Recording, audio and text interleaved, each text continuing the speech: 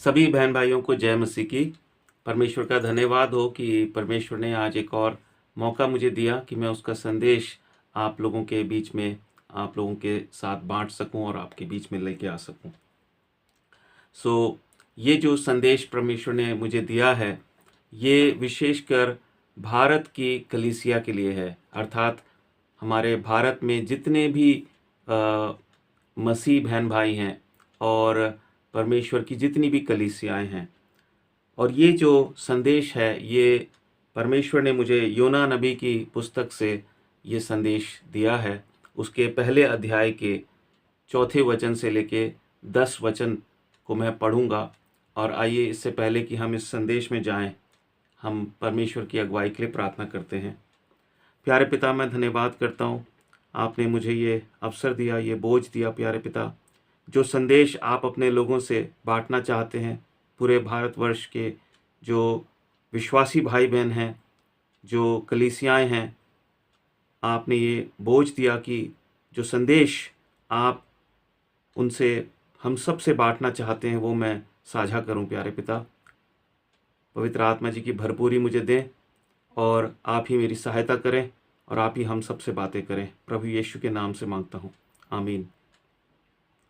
भाई बहनों, इस वचन को मैं पढ़ूंगा और फिर जो बात परमेश्वर ने मुझे बताई है वो मैं आपके सामने रखूंगा। योना की किताब पहला अध्याय और उसके 4 वचन से मैं पढ़ता हूं। तब यहोवा ने समुद्र में एक प्रचंड आंधी चलाई और समुद्र में बड़ी आंधी उठी, यहाँ तक कि जहाज टूटने पर था। तब मल्लाह लोग डर कर अपने अपने देवता की दुहाई देने लगे और जहाज में जो व्यापार की सामग्री थी उसे समुद्र में फेंकने लगे कि जहाज हल्का हो जाए। परंतु योना जहाज के निचले भाग में उतरकर सो गया था और गहरी नींद में पड़ा हुआ था।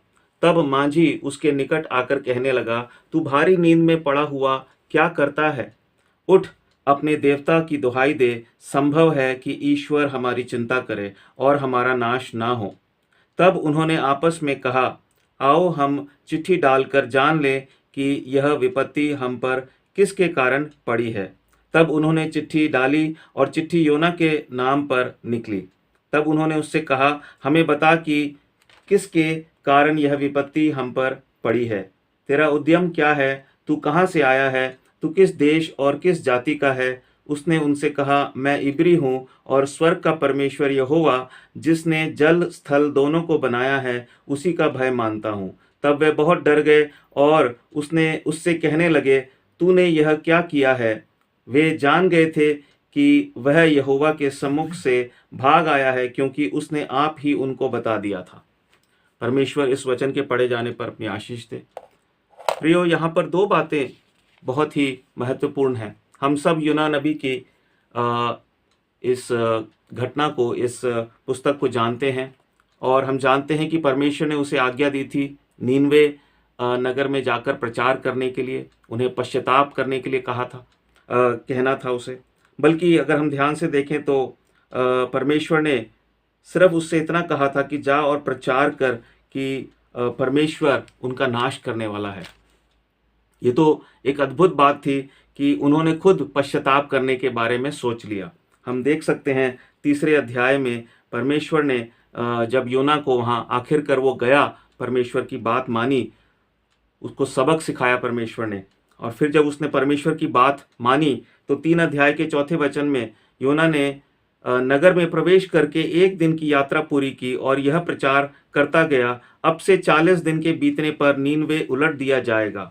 तब नीनवे के मनुष्यों ने परमेश्वर के वचन की प्रतीति की और उपवास का प्रचार किया गया और बड़े से लेकर छोटे तक सबों ने टाट ओढ़ा। उन्होंने पश्चाताप किया।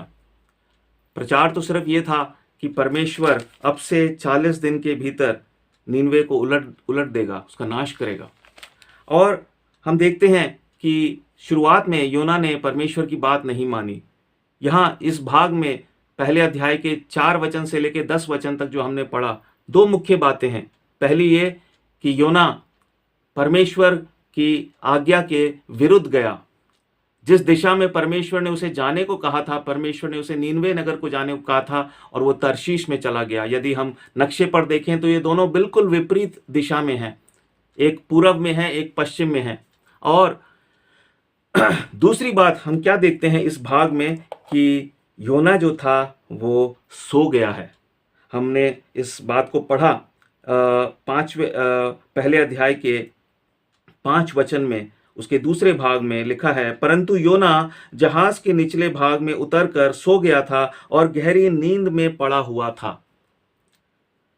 अब हम देखते हैं 7 वचन में, जब मलाहों ने जो उस जहाज पर जितने भी लोग थे उसमें कुछ अन्य जाति भी रहे होंगे, अर्थात गैर यहूदी भी रहे होंगे, और उसमें कुछ यहूदी भी होंगे, लेकिन वो सब लोग बड़े ही संकट में पड़ गए, क्योंकि उन्होंने देखा कि समुद्र में एक बहुत बड़ा तूफान आया है, और कहीं ना कहीं उन्हें ये बात समझ में आई कि ये जो तूफान है ये परमेश्वर ने किसी एक जो है दंड के रूप में भेजा है। ये कोई सामान्य तूफान नहीं है। तूफान तो आते रहते हैं, लेकिन ये तूफान हो ना हो, ये इस जहाज में मौजूद किसी न किसी व्यक्ति के पाप के कारण आया है। शुरुआत में हो सकता है उन्होंने सबने सोचा होगा हम सब ने कोई पाप किया है, लेकिन उन्होंने अपने आप को जांचा परखा, थोड़ी देर सोच विचार किया, लेकिन जब उन्हें कोई भी ऐसा नहीं मिला तो उन्होंने डिसाइड किया, उन्होंने निर्णय लिया कि हम चिट्ठी डालकर पता लगाएंगे।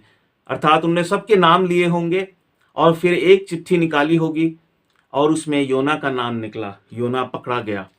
ये परमेश्वर का कार्य था। परमेश्वर ने उसे एक्सपोज किया, परमेश्वर सबके सामने ले आया, जबकि वो परमेश्वर का ही दास था। क्यों ऐसा किया? क्योंकि वो परमेश्वर की बात नहीं मान रहा था, वो परमेश्वर की इच्छा को पूरा नहीं कर रहा था, सो गया था। उसने आज्ञा तोड़ी और जाकर सो गया, अपना मुंह छिपा रहा था। लेकिन यहां पे लिखा है 7 वचन में, तब उन्होंने आपस में कहा, आओ हम चिट्ठी डालकर जान ले कि यह विपत्ति हम पर किसके कारण पड़ी है। तब उन्होंने चिट्ठी डाली और चिट्ठी योना के नाम पर निकली। प्रिय भाई और बहनों, ये जो परिस्थिति इस जहाज पर थी, जो उस जहाज पर उस समय क्या परिस्थिति थी, वहां बहुत हलचल मची हुई थी, वहां बहुत बेचैनी थी, डर था, खौफ था, मृत्यु का खौफ था, नाश का खौफ था, और हर कोई अपनी जान बचाना चाहता था और यह सोच रहा था कि आखिर ये विपत्ति हम पर क्यों आई है। आज जब हम हमारे देश में जो परिस्थितियां हैं, हिंदुस्तान में, क्योंकि ये संदेश हिंदुस्तान की कलीसिया के लिए, हिंदुस्तान के एक एक विश्वासी भाई बहन के लिए है, खासकर जो बहुत गंभीरता से प्रभु के लिए जीवन बिता रहे हैं, जो परमेश्वर की सेवा में लगे हुए हैं और परमेश्वर की कलीसिया के निर्माण में, परमेश्वर के राज्य के निर्माण में, सुसमाचार के कार्यों में लगे हुए हैं। उनके लिए एक गंभीर संदेश है, एक गंभीर चेतावनी भी है। हम जब हमारे देश की परिस्थिति को देखते हैं, आज हमारे देश में खासकर पिछले कुछ सालों में हम देखते हैं न्याय की परिस्थिति क्या है। इतना अन्याय हो गया है, इतना अन्याय बढ़ गया है, भ्रष्टाचार बढ़ गया है, हिंसा बढ़ गई है, धर्म के नाम पर हिंसा और भी कई प्रकार की हिंसाएं। और हम देखते हैं बहुत सारी प्राकृतिक आपदाएं आ रही हैं। कई सारी आपदाएं तो ऐसी हैं जो मानव गलती से हो रही हैं, मनुष्य की गलती से हो रही हैं, लापरवाहियों से हो रही हैं। महंगाई बढ़ गई है, धार्मिक हिंसा बढ़ रही है, धार्मिक विभाजन बढ़ रहा है, और लोगों की जो आम लोगों की जो एक आत्मिक स्वतंत्रता है वो भी छीनी जा रही है। और कुछ लोगों को ऐसा लगता है कि ये तो आखिर के दिनों में ये तो होना ही है, और परमेश्वर के वचन में ऐसी कई भविष्यवाणियां हैं जो इन बातों का संकेत हमें देती हैं। ये तो बिल्कुल सही बात है, लेकिन क्या इसका अर्थ ये है, परमेश्वर हमारे सामने एक प्रश्न रख रहा है कि इसका मतलब ये है कि परमेश्वर हमें कोई संदेश ना दे, परमेश्वर हमारे वर्तमान आत्मिक जीवन को लेकर, कलीसिया के व्यवहार को लेकर कोई संदेश हमें ना दे, सिर्फ इसलिए कि उसने अंत के विषय में हमसे पहले ही कह दिया है। परमेश्वर का वचन बिल्कुल स्पष्ट है कि हम इन बातों को अपने बचाव के लिए एक आड़ ना बनाएं, हम परमेश्वर की बात को समझें। परमेश्वर हमसे स्पष्ट कहना चाहता है कि जिस तरह से योना ने परमेश्वर की बात मानने से इनकार कर दिया और वो गहरी नींद में जाकर सो गया। वैसे ही आज हिंदुस्तान में, हमारे भारत देश में जो विश्वासी हैं, जो कलीसियाएं हैं, यहाँ पर हो सकता है कुछ विश्वासी ऐसा सोचें कि हमारे जीवन में तो कोई दोष नहीं है, लेकिन परमेश्वर जब, चाहे कलीसिया में कुछ लोग सही भी हों, लेकिन जब उस कलीसिया में एक संपूर्ण रीति से परमेश्वर को महिमा नहीं मिल रही, परमेश्वर की आज्ञा पूरी नहीं हो रही, तो हर एक व्यक्ति जो उस कलीसिया से जुड़ा है वो दोषी है। और इसी तरह से पूरे हिंदुस्तान में, पूरे भारत देश में जो कलीसिया है उसके लिए हम सब जिम्मेवार हैं। भले ही हम व्यक्तिगत रीति से निर्दोष हों और उसमें भी हमें घमंड नहीं करना है। हो सकता है हमारे जीवन में भी कहीं ना कहीं कोई कमी है और परमेश्वर हमसे बिल्कुल दो टूक बात कह रहा है कि जैसे योना ने जो मैंने कहा था बिल्कुल उसका विपरीत किया, वैसे ही आज परमेश्वर के लोग हमारे देश में जो परमेश्वर उनसे कह रहा है उसका बिल्कुल वो उल्टा कर रहे हैं। और दूसरी चीज, वो नींद में पड़ गए हैं और फलस्वरूप ये सारी समस्याएं जो इस समय हमारा देश जिन समस्याओं से गुजर रहा है उसके लिए काफी हद तक, यदि कोई सवाल पूछे कि आज ये सब क्यों हो रहा है, तो काफी हद तक उसके लिए वो जो चिट्ठी अगर कोई डालेगा तो वो कलीसिया के नाम पर आएगी। कलीसिया इसके लिए जिम्मेदार है, क्योंकि परमेश्वर ने हमें इस देश में इसलिए रखा है कि हम इस देश में शांति, अमन और एक सही व्यवस्था के लिए प्रार्थना करें, न्याय व्यवस्था के लिए प्रार्थना करें। और कहीं ना कहीं जो परिस्थितियां हमारे देश में हम देख रहे हैं पिछले लगभग, खासकर पिछले 10 सालों में, लेकिन परमेश्वर मुझसे कह रहा है कि पिछले 20 सालों में कुछ ऐसी बातें हुई हैं कलीसिया के इतिहास में, लगभग पिछले 20 सालों में, जिसको लेकर परमेश्वर बहुत ही नाराज है अपने लोगों से। और इसीलिए अगर हम पिछले 20 साल का इतिहास देखेंगे, खासकर पिछले 10 साल में, हम सब जानते हैं कि एक बहुत ही खराब वातावरण हमारे देश में पनप गया है। उसकी कारण, उसकी वजह हम सब जानते हैं। और आज परमेश्वर हमसे क्या कह रहा है?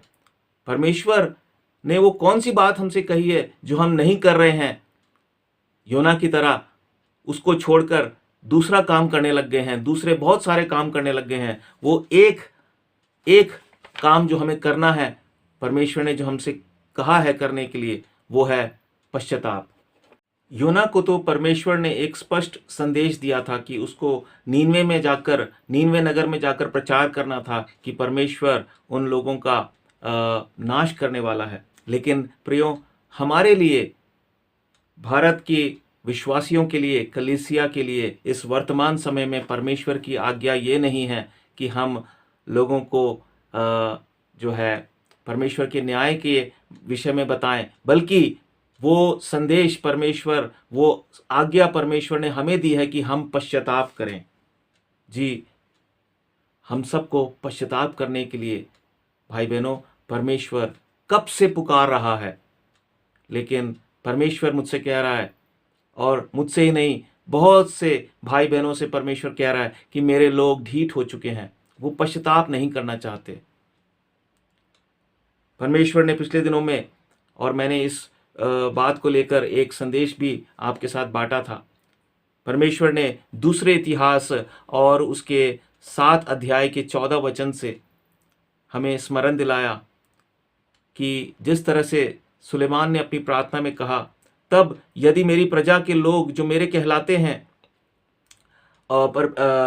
माफ कीजिएगा, सुलेमान को परमेश्वर ने यह बात कही कि तब यदि मेरी प्रजा के लोग जो मेरे कहलाते हैं दीन होकर प्रार्थना करें और मेरे दर्शन के खोजी होकर अपनी बुरी चाल से फिरें, तो मैं स्वर्ग में से सुनकर उनका पाप क्षमा करूंगा और उनके देश को ज्यों का त्यों कर दूंगा।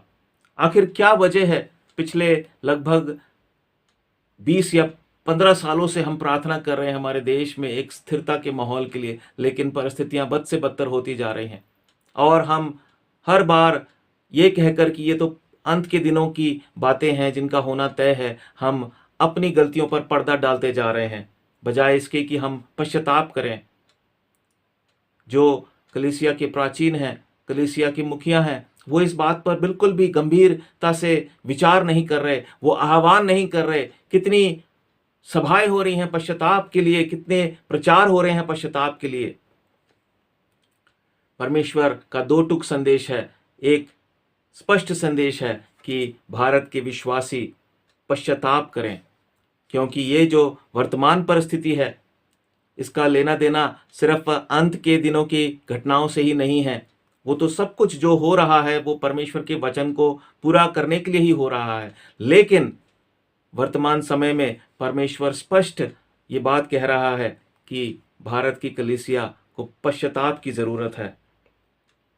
हमें अपने व्यक्तिगत पापों के लिए पश्चाताप करना है और इसका आह्वान करना है, एक दूसरे को प्रेरित करना है, पश्चाताप की बात करनी है, इधर उधर की बातें नहीं करनी।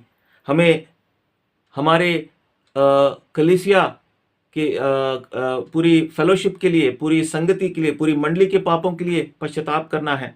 हमें हमारे अगुओं के पापों के लिए पश्चाताप करना है। अगुओं को उनके उनकी मंडली में, उनकी संगति में जो भाई बहन हैं उनके पापों के लिए पश्चाताप करना है। और हमें संपूर्ण भारतवर्ष में, भारत देश में जो प्रभु के लोग हैं उनकी गलतियों के लिए भी हमें पश्चाताप करना है, जिससे कि परमेश्वर अपने क्रोध से वो जो है मन हटाए और परमेश्वर हमारी प्रार्थनाओं को सुने। जो पिछले लगभग 15 साल से हम प्रार्थना कर रहे हैं, पहले तिमुथियुस 2 अध्याय और उसके पहले और दूसरे वचन के अनुसार हम अपने देश के अधिकारियों के लिए प्रार्थना कर रहे हैं। हम प्रार्थना करें कि हमारे देश में एक ऐसी सरकार आए जो परमेश्वर का भय मानती हो, जो न्यायपूर्ण तरीके से हमारे देश को चलाएं और एक शांति का माहौल रहे। खासकर परमेश्वर के कार्य में वो बाधा पैदा ना करे और आम लोगों के लिए वो क्रूरता के जो है निर्णय ना ले और क्रूरता का व्यवहार ना करे। परमेश्वर हमारी उन प्रार्थनाओं को नहीं सुन रहा है। और प्रिय भाई और बहनों, परमेश्वर एक और बात की तरफ हमारा ध्यान लाना चाहता है कि हमारा परमेश्वर शांति का परमेश्वर है। पहले कुरिन्थियों के 14 अध्याय और 33 वचन में लिखा है, हमारा परमेश्वर गड़बड़ी का परमेश्वर नहीं, वो शांति का परमेश्वर है। इसलिए जो लोग ऐसा कहते हैं कि जो सतावट है वो तो अच्छी चीज़ है, क्योंकि उससे परमेश्वर का कार्य बढ़ता है, परमेश्वर का राज्य बढ़ता है, और ये कहते हैं कि परमेश्वर का कार्य तो कभी रुकता नहीं है, वो एक चीज़ भूल जाते हैं कि ये तो बिल्कुल सही बात है। प्रेरितों की पुस्तक में हम पढ़ते हैं कि जितनी सतावट हुई, जितना विरोध हुआ, जितना अत्याचार परमेश्वर के लोगों के साथ हुआ, साथ ही साथ उतना ही परमेश्वर का कार्य बढ़ा। और परमेश्वर का धन्यवाद हो, परमेश्वर का कार्य बढ़ रहा है, लेकिन फिर भी परमेश्वर कलीसिया से खुश नहीं है। और उसका कारण क्या है? क्योंकि प्रियो, कलीसिया इस बात के लिए प्रार्थना नहीं कर रही कि हमारे देश में एक ऑर्डर हो, एक ऐसा शांति का वातावरण हो, क्योंकि हमारे परमेश्वर को उससे महिमा मिलती है। जहां परमेश्वर के लोग हैं, उत्तर से दक्षिण और पूर्व से पश्चिम, उस देश में शांति क्यों नहीं है? उस देश में सरकार परमेश्वर के अधीन क्यों नहीं है? क्योंकि परमेश्वर के लोग सोए हुए हैं, परमेश्वर के लोग अपनी गलतियों के लिए पश्चाताप नहीं कर रहे हैं, और इस बात से परमेश्वर नाराज है। परमेश्वर के लोगों ने आज जो समाज की छवि है, जो समाज में जिस तरह के पाप देखे जाते हैं और एक गिरावट देखी जाती है, वही कलीसियाओं में आ गई है। आज परमेश्वर के लोग अपनी गलती कोई नहीं मानना चाहता है, हर एक कोई दूसरे की गलती बताना चाहता है, और वो अपनी जिम्मेवारी से जो है हाथ धोना चाहते हैं। प्रिय भाई और बहनों, परमेश्वर हमसे इस वचन के द्वारा स्पष्ट बात कर रहा है। परमेश्वर ने चाहा और परमेश्वर ने मुझे बोझ दिया है, मैं अगले संदेश में आपके साथ कुछ ऐसे प्रमुख पापों के बारे में बताऊंगा जो इस समय परमेश्वर भारत की कलीसिया में देखता है। जिस तरह से प्रकाशित वाक्य में परमेश्वर ने अलग अलग स्थानीय कलीसियाओं के लिए संदेश दिया, आज परमेश्वर हमारे देश की कलीसिया के लिए, हमारे देश के हर एक विश्वासी के लिए, छोटे बड़े किसी भी डिनोमिनेशन के आप क्यों ना हो, परमेश्वर आपके लिए एक संदेश देना चाहता है। और वो कौन से पाप हैं, मैं प्रभु ने चाहा तो बहुत जल्द, एक हफ्ते के अंदर ही अंदर, मैं हो सकता है उससे जल्दी मैं वो संदेश आपके साथ बांटूंगा, साझा करूंगा। और परमेश्वर अंत में एक और बात की तरफ हमारा ध्यान लाना चाहता है, जो इस वर्ष जो हमारे देश में एक नई सरकार आई, एक जो चुनाव के परिणाम आए, परमेश्वर के लोगों ने बहुत प्रार्थना की और परमेश्वर का धन्यवाद हो कि परमेश्वर के लोगों की प्रार्थनाओं का कुछ असर तो ज़रूर हुआ। लेकिन परमेश्वर इस चुनाव के नतीजों से एक संदेश इस भारत देश की कलीसिया के लिए भी एक संदेश है। जिस तरह से हम सब जानते हैं कि कैसे परिणाम आए और हमारी प्रार्थनाओं को पूर्ण रीति से जो है परमेश्वर ने नहीं सुना है अभी भी, क्योंकि हम सब जानते हैं कि एक ऐसी सरकार अभी भी हमारे देश पर जो है अधिकार में है और परमेश्वर ने उन्हें आने दिया है, इसमें कोई दो राय नहीं है। और हम सब परमेश्वर के वचन के अनुसार उन अधिकारियों के अधीनता में भी हैं। लेकिन माफ़ कीजिएगा, हम सब जानते हैं कि ये सरकार जो है, वर्तमान सरकार, ना ही अपना रुख बदल रही है और ना ही परमेश्वर उन्हें सत्ता से हटा रहा है। क्यों? क्योंकि परमेश्वर के लोग जो हैं वो सच्चे मन से पश्चाताप नहीं कर रहे हैं, वो सच्चे बोध से पश्चाताप नहीं कर रहे हैं, परमेश्वर की बात को ध्यान से नहीं सुन रहे हैं, सोए हुए हैं। परमेश्वर का धन्यवाद हो कि कुछ मुट्ठी भर विश्वासियों की वजह से जो एक छोटा सा झुंड है, जिसको हम अंग्रेजी में रेमेनेंट बोलते हैं, और बार बार मैं अपने संदेश में कहता हूं, परमेश्वर मुझे याद दिलाता है। आज सवाल यह है, क्या हम उस छोटे से झुंड का हिस्सा बनना चाहते हैं? क्या भारत देश की कलीसिया पूरी की पूरी पूरे विश्व के लिए एक आशीष का कारण बनना चाहती है? लेकिन अगर हम नहीं ध्यान देंगे तो हम अपना इनाम, हम अपनी आशीष खो देंगे। परमेश्वर का काम तो चलता रहेगा, इसमें कोई दो राय नहीं है। परमेश्वर हमें नहीं तो किसी और को इस्तेमाल करेगा, लेकिन हम परमेश्वर के न्याय के सामने हम जो है टिक नहीं पाएंगे, क्योंकि परमेश्वर हमें चिताना चाहता है। प्रिय भाई और बहनों, पहला पत्रस और उसके 4 अध्याय और 17 वचन में ऐसा लिखा है, क्योंकि वह समय आ पहुंचा है कि पहले परमेश्वर के लोगों का न्याय किया जाए, और जबकि न्याय का आरंभ हम ही से होगा तो उनका क्या अंत होगा जो परमेश्वर के सुसमाचार को नहीं मानते। प्रिय भाई और बहनों, पहले हमारा न्याय किया जाएगा। इसलिए बजाय हम संसार में जो अन्यजाति लोग कर रहे हैं उनके बारे में सोचने के, हम अपने गिरेबान में झांकें और अपने कामों को ठीक करें। जैसा मैंने कहा, मैं बहुत जल्द आपके साथ वो संदेश बांटूंगा कि कौन सी वो बातें हैं जो पवित्र आत्मा मुझे दिखा रहा है, जो हमारी कलीसियाओं में, हमारे देश के जो विश्वासी हैं, उनको उन बातों का संज्ञान लेना है और उन्हें सुधारना है अपने जीवन से। अंत में मैं परमेश्वर से प्रार्थना करता हूं कि परमेश्वर आपको सच्चे पश्चाताप के बोझ से वो भर दे। हर एक कलीसिया में पश्चाताप के बारे में बात हो, दूसरे इतिहास 7 अध्याय और 14 वचन के अनुसार, क्योंकि समय बहुत कम है। और जिस तरह से योना ने पश्चाताप किया, परमेश्वर करे कि हमें योना की तरह हमें मगरमच्छ के मछली के पेट में ना जाना पड़े। परमेश्वर करे कि हमें योना की तरह ताड़ना ना सहनी पड़े। इससे पहले कि वो नौबत आए, हम पश्चाताप कर लें और जैसे योना ने अंत में सही रास्ता लिया, हम भी सही रास्ता लें और परमेश्वर की इच्छा को हम पूरा करें। परमेश्वर आपको बहुत आशीष दे। मैं जल्द आपके साथ एक और संदेश लेकर आऊँगा कि वो कौन से पाप हैं जिनको परमेश्वर अपनी कलीसिया पर प्रकट करना चाहता है, पूरे हिंदुस्तान की कलीसिया पर, पूरे भारत देश की कलीसिया पर। परमेश्वर आपको बहुतायत से आशीष दे। जय मसीह।